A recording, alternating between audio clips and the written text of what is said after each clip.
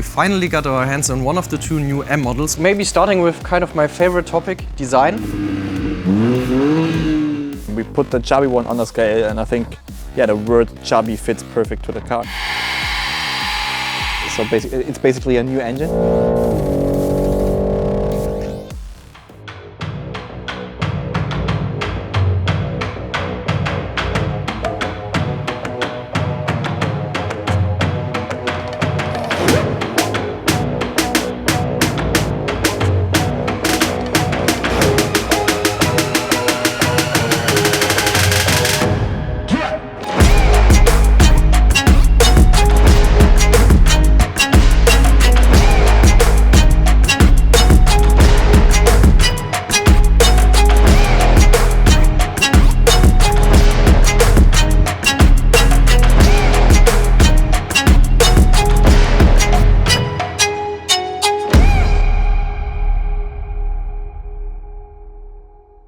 Welcome back to our channel, guys.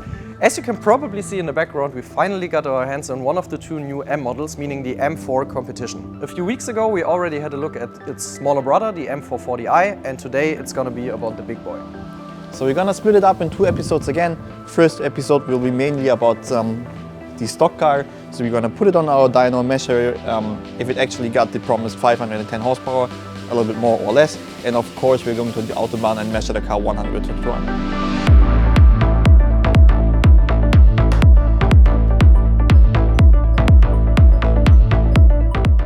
Okay, so maybe starting with kind of my favorite topic, design. Design of the 4 Series in general, you can watch our video about the 440i because of course it's the same base car. So in my opinion it's only worth to speak about the M specific parts and what BMW actually did to differentiate the car from the standard 4 Series. So what do you think of the front? I mean, yeah, we discussed about that in the last episode already. I do like the grille, and it even looks a lot better than on the normal 4 Series because it's frameless. And actually it got its purpose, right? Because it's everything is open, so it's cooling. It got a cooling function as well. The car actually needs air, which is helpful. Yeah, exactly. So yeah, I do like it definitely, and it looks even better on the M version because it's frameless. Yeah, like those of you who watched our last video know that on the normal 4 Series I really don't like the new grille at all, really, like not at all. On this one I have to agree with Dani. I still would like a smaller one, yes, but it looks really way better since it's integrated into the car. You have no chrome border or anything, it's basically just a hole in the front, and this makes the whole thing look way more integrated, way more aggressive of course, and it just works much better than on a standard car, I have to say. Yeah, and I mean, the car looks way better in person than on pictures. Yep, true. And it depends a lot. It depends a lot on the color, of course. But I think BMW is releasing photos in all different colors with that car, all individual colors. But basically, every color looks good on its own. Yeah, definitely. Next thing, which at least for some people is very important too, there is no power dome anymore. Since the E46 there always has been a power dome. Sometimes it was just for looks, sometimes, for example, on the E92 you actually had to put a power dome in there because the V8 wouldn't fit otherwise. So it's kind of an iconic element for the M3, M4. This one doesn't have it, instead it has some power left outs, let's say.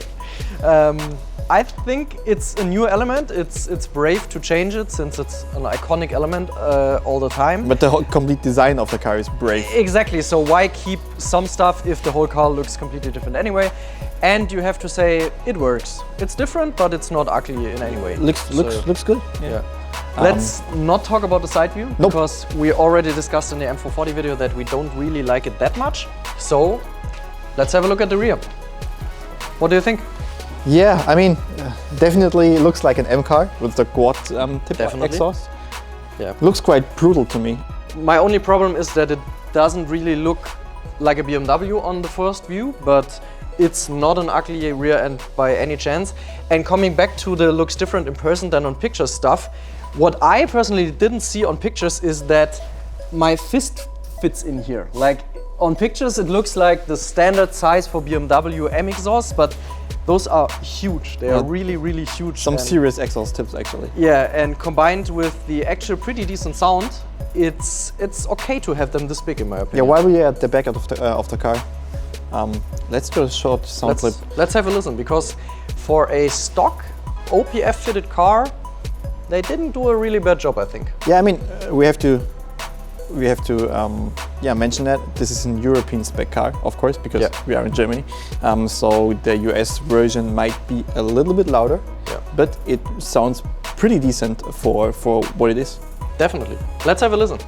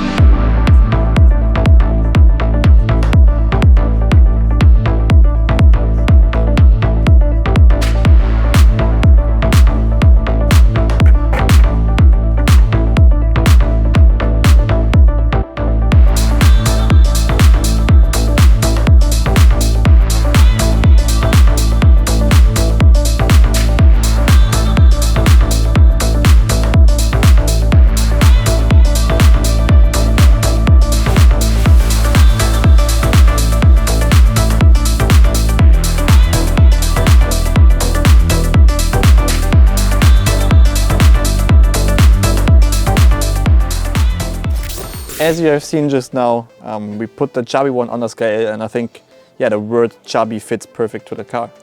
Yeah, you have to say, over the years, it did become quite of a heavyweight. I mean, we're talking about more than 100 kilos more than the last generation, which compared to, well, at least to a Ford E46 is already a heavy car, or has been already a heavy car, but this one, basically with driver and full tank, it's more than 1.9 tons, probably. Yeah, I mean, on the scale we had 1,820 kgs just now. Without driver?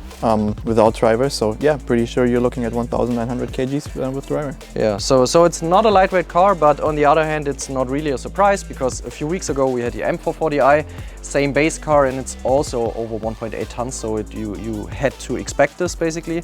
And on the other hand, the M4 40i, while it was also heavy, it drove really, really good on the street and in corners, so I'm still pretty optimistic that this will perform pretty well as well. Okay, so tech talk. Maybe starting with the most important part of the M4, the engine. As most of you guys know, it's not the S55 anymore, which you know from the previous M4 and M3 or the M2 Competition, for example. Instead, it's a brand new engine, the S58, which actually isn't completely new, if we're honest, because it was introduced in the X3M and X4M and not in the M4 and M3. So we already have some experience with the engine. Correct. So you might think S58, B58, probably it's just a more powerful variant of the B58, which isn't exactly true. No, it's definitely not the case, as the S58 is a complete new development by BMW, and B58 and S58 are just sharing 20% of the same parts. So if you consider sensors and stuff like that, so it's basically a new engine. And we talked about it in the car before. This engine has been developed from the M part of BMW, but also from the motorsport department as well. So this will be the new race engine from BMW, which shows you actually what the engine is capable of. I mean, that's an race engine in a street car, which is actually really, really nuts to do that. But I guess it's cheaper to invest a little bit more in the base engine than develop a completely new race engine. So I guess they're spending just a little bit more on the S58, but can use it as race engine as well, which is awesome for car guys like us. And especially tuners like us, since there's probably a lot a lot of potential which you can unlock from the engine. For sure. I mean, So- we did the X3 already, and I have to mention that pretty sure we're gonna use a different setup on the M3 and M4. Yeah. So the software files will be different, and even on the MT, so manual gearbox, I'm pretty sure we're gonna use a different software as well, because like having a crazy amount of power in an MT as a manual gearbox doesn't make a huge sense, at least in our opinion. So pretty sure we're gonna split the software files between automatic and manual gearbox as well. Okay, so that much about the engine. Maybe the next part, which is directly connected to the engine, is the transmission. And actually a lot of people in the internet, the whole wide world internet, which always has a lot of complaints about cars before they've even driven them, is that it isn't a dual clutch transmission anymore. It's a normal automatic transmission. Normal in quotes, correct? Yeah, I mean, it's the transmission, it's the same transmission as in the current M5 and M8 and so on. Yeah. So ZF 8-speed, which is, I think it's a pretty decent gearbox, right? So, Definitely. and actually can hold up to 1000 Newton meters of torque easily. Yeah. So it's actually, it really depends how you look at things, but in my eyes, it's not a downgrade, of course. And dual clutch is a little bit more aggressive and actually gives you a little punch when it shifts. But I don't think, yes, of course, there is a measurable difference in shifting time for sure. But can you feel it actually? I highly doubt it. And could you even measure it in terms of course you can measure the milliseconds in the shift times, but for example, would you have actual gains on a lap of Hockenheim? I doubt it. No, because this is so fast that the differences are marginal. Yeah. So it's a really good transmission. Next up, maybe going to the actual wheels, because in my opinion this is quite interesting as well. You have 19-inch at the front and 20-inch at the back, which is very unusual for a car in this league. I mean, I've known stuff like this, but most of the times we're talking about McLarens and stuff. So for an M4, it's quite a new thing. Yeah, but to be honest, when you drive the car, it makes total sense. After you drove it, it makes super sense. The car feels so good on the front axle, how it handles and so on. So. Yeah, it's a good choice by BMW for sure. Yeah, I think so too. And maybe the last part, which is not exactly new. The last M4 already had it, but still worth mentioning. Of course, it has a carbon roof to keep the weight down low to only 1.85 tons. No, but to be serious, like the car is heavy, yes, which is due to modern technology and stuff, but still it's a good idea to lower the weight and of course lower the center of gravity by having a lightweight roof. So it's a good idea. And it gives you a lot of style points. Exactly. I mean, it's an M4, it has to have a carbon roof, so it's a good thing as well. Yeah, so in my opinion, those are the most important technical points. Yes. So let's put the thing on the dyno. I mean, it actually is already on the dyno, but let's put the dyno to work and see how much power we can actually get out of it in stock. Let's go.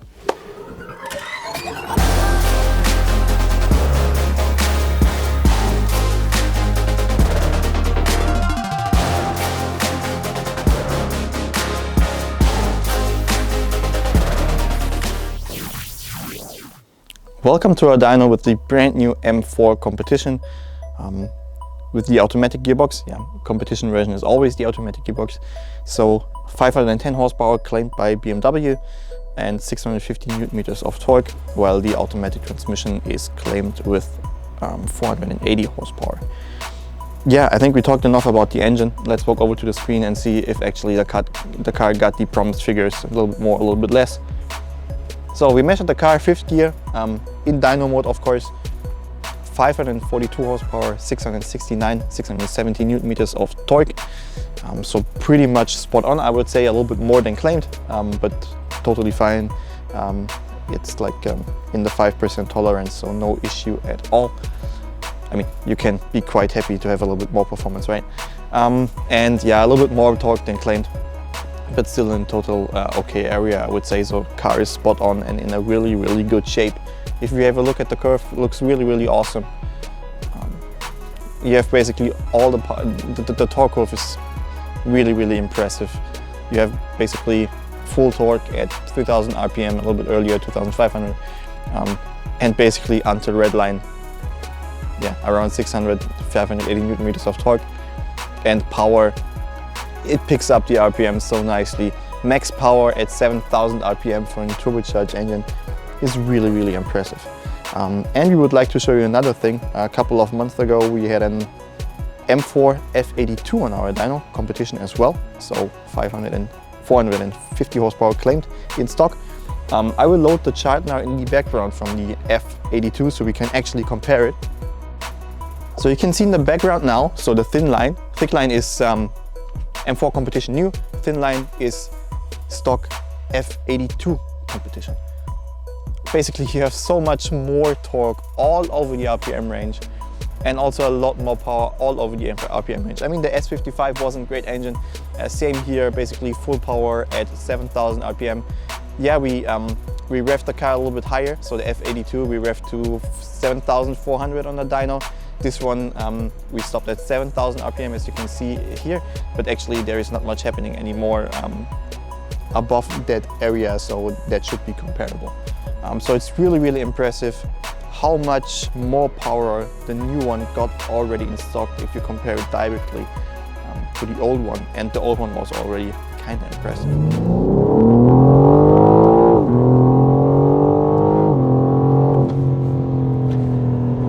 All right,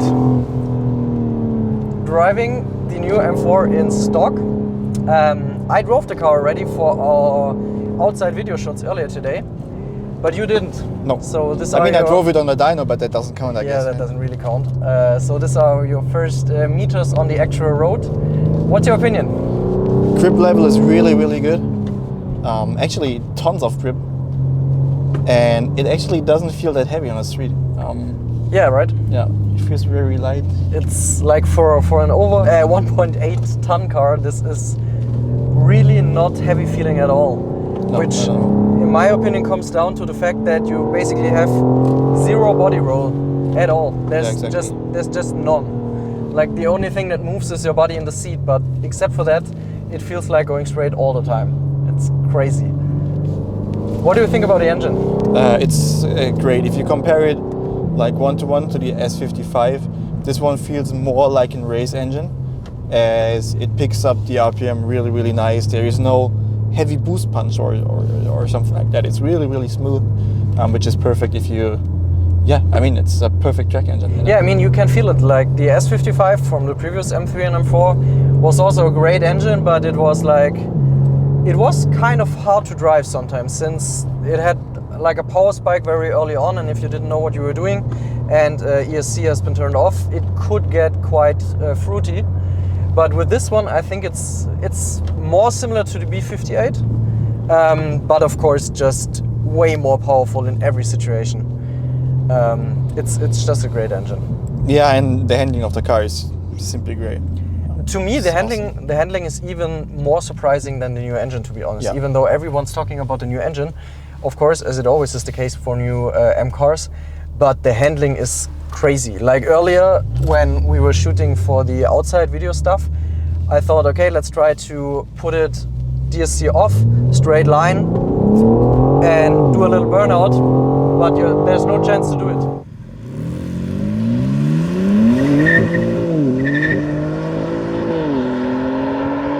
It's just not possible, because starting in second gear, it has such a crazy amount of grip that you're not able to lose grip as long as the road is dry. Yeah, and if you activate the launch control, it actually launched in the second gear.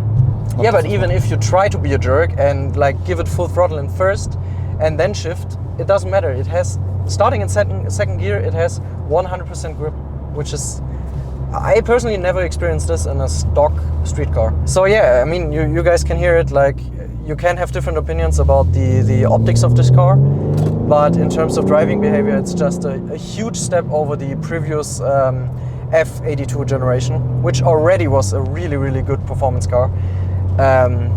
So yeah, in my opinion, time to head to the Autobahn, or to say better for you to head to the Autobahn in the evening. Yes. And then we can show you the actual stock time from 100 to 200, which probably will be really, really quick as well. Quarter mile.